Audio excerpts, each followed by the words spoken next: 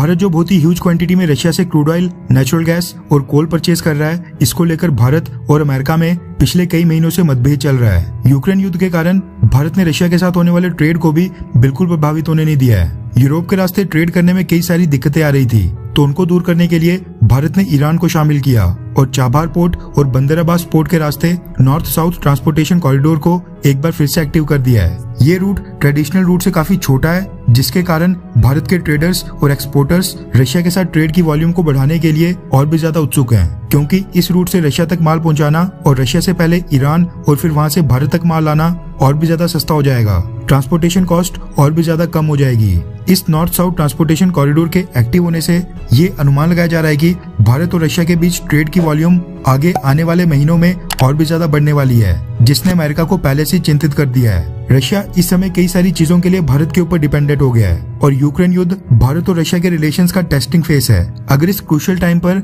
भारत और रशिया दोनों देश साथ खड़े रहते हैं, तो आगे आने वाली छोटी मोटी डिप्लोमेटिक चुनौतियां दोनों ही देश बड़ी आसानी से पार कर लेंगे। अमेरिका भारत के साथ अपनी पार्टनरशिप को और भी ज्यादा मजबूत करना चाहता है, लेकिन दूसरी तरफ अमेरिका के प्रेसिडेंट जो बाइडेन ने प्रेसिडेंट पद संभालने के बाद अब तक पिछले 18 महीनों से भारत में कोई भी एम्बेसडर अपॉइंट नहीं किया है। एक्सपर्ट्स का मानना है कि ये भारत के ऊपर प्रेशर डालने के लिए किया जा रहा है, ताकि भारतीय सरकार रशिया से अपने आप को डिस्टेंस करे और रशिया के साथ दूरी बनाए, जो बिल्कुल भी नहीं हो पा रहा था। लेकिन सामने से अमेरिका भी रुकने का नाम नहीं ले रहा है और समय समय पर भारत के ऊपर दबाव डालने की कोशिश करता है। रिलीजियस माइनॉरिटीज और ह्यूमन राइट्स के मुद्दे के ऊपर भारत को घेरने के बाद अब अमेरिका ने भारत से बोला है कि भारत रशिया के शिप्स को अपने देश में एंट्री ना दे। रेफरेंस के लिए आपकी स्क्रीन के ऊपर द प्रिंट के आर्टिकल का स्क्रीनशॉट है, जिसके मुताबिक अमेरिका ने भारत से बोला है कि भारत मुंबई पोर्ट्स के ऊपर रशिया के शिप्स की एंट्री को पूरी तरह से रोक दे, यानी देश की आर्थिक राजधानी मुंबई में रशिया के शिप्स को एंट्री ना दी जाए। रिपोर्ट के मुताबिक अमेरिका का जो महाराष्ट्र के मुंबई में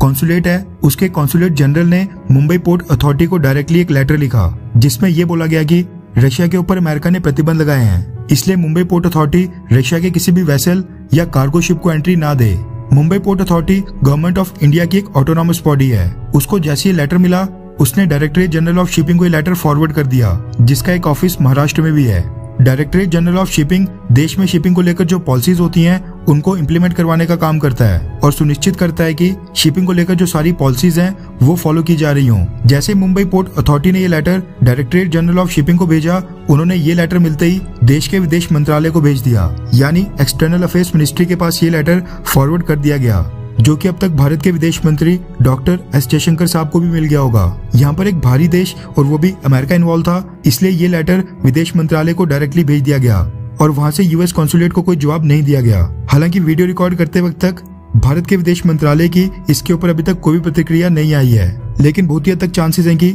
इसके ऊपर भारत का कोई ना कोई रिएक्शन तो जरूर आएगा, क्योंकि अमेरिका के कॉन्सुलेट को अगर कोई दिक्कत थी तो उसको प्रॉपर डिप्लोमेटिक चैनल्स के जरिए भारतीय सरकार से बात करनी चाहिए थी, हमारे विदेश मंत्रालय से कांटेक्ट करना चाहिए था। लेकिन डायरेक्टली मुंबई पोर्ट अथॉरिटी को लेटर लिखकर दिशा निर्देश देना, ये साफ तौर पर अमेरिका के कॉन्सुलेट जनरल के अनप्रोफेशनल बिहेवियर को दिखाता है। अगर उनको अपनी बात रखनी थी तो प्रॉपर डिप्लोमेटिक चैनल्स को फॉलो किया जाना चाहिए था। खैर, आपको क्या लगता है कि क्या यूएस के मुंबई के कॉन्सुलेट जनरल ने मुंबई पोर्ट अथॉरिटी को डायरेक्ट लेटर लिखकर गलत किया, हाँ या फिर ना? नीचे कमेंट करके अपनी राय जरूर बताएं।